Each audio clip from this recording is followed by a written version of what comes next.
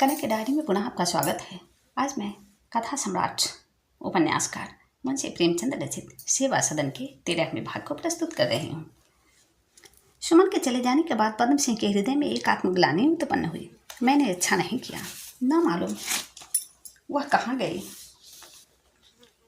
अपने घर चली गई तो पूछना ही क्या, किंतु वहाँ वह कदापि न गई होगी। मरता क्या न करता, कहीं कुली डिपो वालों के जाल में फंस गई तो फिर छूटना मुश्किल है। यह दुष्ट ऐसे ही अवसर पर अपना बाण चलाते हैं। कौन जाने कहीं उनसे भी घोरतर दुष्टाचारियों के हाथ में न पड़ जाए। साहसी पुरुष को कोई सहारा नहीं होता तो वह चोरी करता है। कायर पुरुष को कोई सहारा नहीं हो तो वह भीख मांगता है। लेकिन स्त्री को कोई सहारा नहीं होता तो वह लज्जाहीन हो जाती है। युवती का घर से निकलना मुंह से बात का निकलना है। मुझसे बड़ी भूल हुई। अब इस मर्यादा पालन से काम न चलेगा। वह डूब रही होगी, उसे बचाना चाहिए। वह गजाधर के घर जाने के लिए कपड़े पहनने लगे। तैयार होकर घर से निकले, किंतु यह संशय लगा हुआ था कि कोई मुझे उसके दरवाजे पर देख न ले। मालूम नहीं गजाधर अपने मन में क्या समझे। कहीं उलझ पड़ा तो मुश्किल होगी। घर से बाहर निकल चुके थे, लौट पड़े और कपड़े उतार दिए। जब वो 10 बजे भोजन करने गए तो सुभद्रा ने तेवरियां बदल कर कहा, यह आज सवेरे सुमन के पीछे क्यों पड़ गए? निकालना ही था तो एक ढंग से निकालते। उस बुढ़े जीतन को भेज दिया। उसने उल्टी सीधी जो कुछ मुंह में आई कही। बेचारी ने जीभ तक नहीं हिलाई, चुपचाप चले गए। मारे लाज के मैंने सिर से नहीं उठाया। मुझे आकर कहते, मैं समझा देती, कोई गंवारी तो थी नहीं, अपना सुविधा करके चली जाती। यह सब तो कुछ न हुआ, बस नादिर शाही हुक्म दे दिया। बदनामी का इतना डर, वह अगर लौट कर घर न गई तो क्या कुछ कम बदनामी होगी? कौन जाने कहाँ जाएगी, इसका दोष किस पर होगा? सुभद्रा भरी बैठी थी, उबल पड़ी। पद्म सिंह अपना अपराध स्वीकार करने वाले अपराधी की भांति सिर झुकाए सुनते रहे। जो विचार उनके मन में थे वे सुभद्रा की जीभ पर थे। चुपचाप भोजन किया और कचहरी चले गए। आज उस जलसे के बाद तीसरा दिन था। पहले शर्मा जी को कचहरी के लोग एक चरित्रवान आदमी समझते थे और उनका आदर करते थे, किंतु इधर 3-4 दिनों में जब अन्य वकीलों को अवकाश मिलता तो वह शर्मा जी के पास आकर बैठ जाते और उनसे राग रंग की चर्चा करने लगते। शर्मा जी, सुना है आज लखनऊ से कोई बाई जी आई हैं, उनके गाने की बड़ी प्रशंसा है, उनका मुजराना करवाइएगा। अजी शर्मा जी, कुछ सुना आपने? आपकी भोली बाई पर से चिमनलाल बेतरह रिझे हुए हैं। कोई कहता, भाई साहब कल गंगा स्नान है, घाट पर बड़ी बहार रहेगी, क्यों ना एक पार्टी कर दीजिए। सरस्वती को बुला लीजिएगा। गाना तो बहुत अच्छा नहीं मगर यौवन में अद्वितीय है। शर्मा जी को इन चर्चाओं से घृणा होती। वह सोचते, क्या मैं विषयों का दलाल हूँ जो मुझसे लोग इस प्रकार बातें करते हैं? कचहरी के कर्मचारियों के व्यवहार में शर्मा जी को एक विशेष अंतर दिखाई देता था। उन्हें जब छुट्टी मिलती सिगरेट पीते हुए आकर शर्मा जी के पास बैठ जाते और इसी प्रकार चर्चा करने लगते। यहाँ तक कि शर्मा जी किसी बहाने से उठ जाते और उनसे पीछा छुड़ाने के लिए घंटों किसी वृक्ष के नीचे छिप कर बैठे रहते। वह उस अशुभ मुहूर्त को कोसते जब उन्होंने जलसा किया था। आज भी वह कचहरी में ज़्यादा न ठहर सके। इन्हें घृणित चर्चाओं से उकताकर 2 ही बजे लौट आए। जो ही द्वार पर पहुंचे सदन ने आकर उनके चरण स्पर्श किए। शर्मा जी आश्चर्य से बोले, अरे सदन, तुम कब आए? सदन, इसी गाड़ी से आया हूँ। पद्म से, घर पर तो सब कुशल हैं? सदन, जी हाँ, सब अच्छी तरह हैं। पद्म से, कब चले थे? इसी 1 बजे वाली गाड़ी से। सदन, जी नहीं, चला तो था 9 बजे रात को, किंतु गाड़ी में सो गया और मुगल सराय पहुंच गया। उधर से 12 बजे वाली डाक से आया हूँ। पद्म से, वाह, अच्छे रहे, कुछ भोजन किया? सदन, जी हाँ, कर चुका। पद्म से, मैं तो आपकी होली में न जा सका, भाभी कुछ कहती थी। सदन, आपकी राह लोग 2-3 दिन तक देखते रहे। दादा 2 दिन पालकी लेकर गए, अम्मा रोती थी, मेरा जी न लगता, रात को उठकर चला आया। शर्मा, तो घर पर पूछा नहीं? सदन, पूछा क्यों नहीं, लेकिन आप तो उन लोगों को जानते हैं, अम्मा राजी ना हुई। शर्मा जी, तब तो वह लोग घबराते होंगे, ऐसा ही था तो किसी को साथ ले लेते। खैर अच्छा हुआ, मेरा जी भी तुम्हें देखने को कर रहा था, अब आगे तो किसी मदरसे में नाम लिखाओ। सदन, जी हाँ, यही तो मेरा भी विचार है। शर्मा ने मदन सिंह के नाम तार दे दिया। घबराइए मत, सदन ही आ गया है, उसका नाम किसी स्कूल में लिखा दिया जाएगा। तार देकर फिर सदन से गाँव भर की बातें करने लगे। कोई कुर्मी, कहार, लोहार, चमार ऐसा ना बचा जिसके संबंध में शर्मा जी ने कुछ न कुछ पूछा न हो। ग्रामीण जीवन में एक प्रकार की ममता होती है जो नागरिक जीवन में नहीं पाई जाती। एक प्रकार का स्नेह बंधन होता है जो सब प्राणियों को, चाहे छोटे हों या बड़े, बांधे रहता है। संध्या हो गई।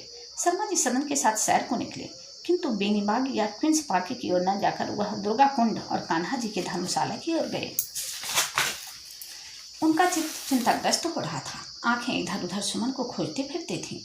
मन में निश्चय कर लिया था कि अब क्यों वह मिल जाए तो कदापि न जाने दो, चाहे कितनी ही बदनामी हो। यही न होगा कि उसका पति मुझ पर दावा करेगा। सुमन की इच्छा होगी चली जाएगी। चलूं गदाधर के पास, संभव है वह घर आ गई हो। यह विचार आते ही वह घर लौटे। कई वकील उनकी बात जोड़ रहे थे। उनके कागज पत्र देखे, किंतु मन दूसरी ओर था। जो ही इनसे छुट्टी हुई वह गदाधर के घर चले, किंतु इधर उधर ताकते जाते थे कि कहीं कोई देख न रहा हो, कोई साथ न आता हो। इस ढंग से जाते थे मानो उन्हें कोई प्रयोजन नहीं है। गदाधर के द्वार पर पहुंचे। वह भी दुकान से लौटा था। आज उसे दोपहर ही को खबर मिली थी कि शर्मा जी ने सुमन को घर से निकाल दिया। इस पर भी उसको ये संदेह हो रहा था कि कहीं इस बहाने से उसे छिपा न दिया हो। लेकिन इस समय शर्मा जी को अपने द्वार पर देखकर वह उनका सत्कार करने के लिए विवश हो गया। खाट पर से उठकर उन्हें नमस्कार किया। शर्मा जी रुक गए और निश्चेष्ट भाव से बोले, क्यों पांडे जी, महाराजिन घर आ गई ना? गदाधर का संदेह कुछ हटा। बोला, जी नहीं, जब से आपके घर से गई तब से उसका कुछ पता नहीं। शर्मा, आपने कुछ इधर उधर पूछताछ नहीं की? आखिर यह बात क्या हुई जो आप उनसे इतने नाराज हो गए?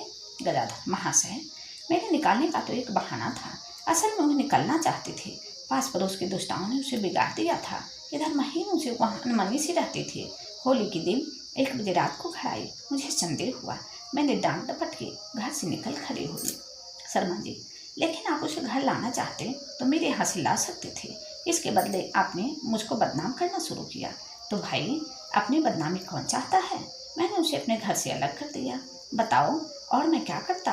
अपनी इज्जत तो सभी को प्यारी होती है। इस मामले में मेरा इतना ही अपराध था कि वह होली वाले जलसे से मेरे यहाँ रही। यदि मुझे मालूम होता कि जलसे का यह परिणाम होगा तो या तो जलसा ही न करता या उसे अपने घर आने न देता। इतने ही अपराध के लिए आपने सारे शहर में मेरा नाम बेच डाला। गदाधर रोने लगा। उसके मन का भ्रम दूर हो गया। रोते हुए बोला, महाशय, इस अपराध के लिए मुझे जो सजा दें, मैं गंवार मूर्ख ठहरा। जिसने जो बात सुझा दी मान गया। वह जो बैंक के बाबू हैं, भला सा नाम है विट्ठल दास, मैं उन्हीं के चकमे में आ गया। होली के 1 दिन पहले वो हमारी दुकान पर आए थे। कुछ कपड़ा लिया और मुझे अलग ले जाकर आपके बारे में अब क्या कहूँ, उनकी बातें सुनकर मुझे भ्रम हो गया। मैं उन्हें भला आदमी समझता था। सारे शहर में दूसरों के साथ भलाई करने के लिए उपदेश करते फिरते हैं। ऐसा धर्मात्मा आदमी कोई बात कहता है तो उस पर विश्वास आ ही जाता। मालूम नहीं उन्हें आपसे क्या बैठ था, और मेरा तो उन्होंने घर ही बिगाड़ दिया। यह कहकर गदाधर फिर रोने लगा। उसके मन का भ्रम दूर हो गया। रोते हुए बोला, सरकार, इस अपराध के लिए मुझे जो सजा चाहें दें। शर्मा जी को ऐसा जान पड़ा मानो किसी ने लोहे की छड़ लाल करके उनके हृदय में चुभा दी। माथे पर पसीना आ गया। वो सामने से तलवार का वार रोक सकते थे, किंतु पीछे से सुई की नोक भी उनकी सहनशक्ति से बाहर थी। विट्ठल दास उनके बड़े मित्र थे। शर्मा जी उनकी इज्जत करते थे। आपस में बहुधा मतभेद होने पर भी वे उनके पवित्र उद्देश्यों का आदर करते थे। ऐसा व्यक्ति जानबूझकर जब किसी पर कीचड़ फेंके तो इसके सिवाय और क्या कहा जा सकता है कि शुद्ध विचार रखते हुए भी वह क्रूर है। शर्मा जी समझ गए कि होली के जलसे के प्रस्ताव से नाराज होकर विट्ठल दास ने यह आग लगाई। केवल मेरा अपमान करने के लिए, जनता की दृष्टि में गिराने के लिए मुझ पर यह दोषारोपण किया है। क्रोध से कांपते हुए बोले, तुम उनके मुंह पर कहोगे? गदाधर, हाँ, सच को क्या आँच? चलिए अभी मैं उनके सामने कह दूँ। मजाल है कि वह इनकार कर जाएं। क्रोध के आवेग में शर्मा जी चलने को प्रस्तुत हो गया, किंतु इतनी देर में आंधी का वेग कुछ कम हो चला था। संभल गए। इस समय वहाँ जाने से बात बढ़ जाएगी, यह सोच कर गदाधर से बोले, अच्छी बात है, जब बुलाऊं तो चले आना, मगर निश्चिंत मत बैठो। महाराजिन की खोज में रहो, समय बुरा है। जो खर्च की जरूरत हो वह मुझसे लो।